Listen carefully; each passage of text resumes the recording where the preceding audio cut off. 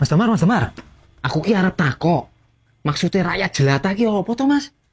Iki kok lagi viral meneh iki soal rakyat jelata. Ya artine iki nak saka kampus KBBI iki rakyat biasa, Le. Apa meneh kuwi KBBI kuwi, Mas?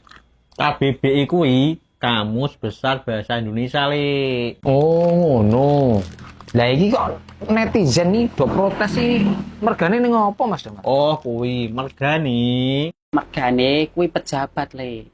Nek dadi pejabat ki kudu hati-hati nek ngomong.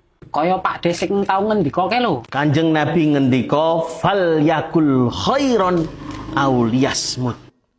Ngomong sing apik utawa meneng. Sebab yen awak dhewe ngomong elek utawa ngelek-elek wong durung karuan, sing dielek-elek iku luwih apik timbang awak dhewe.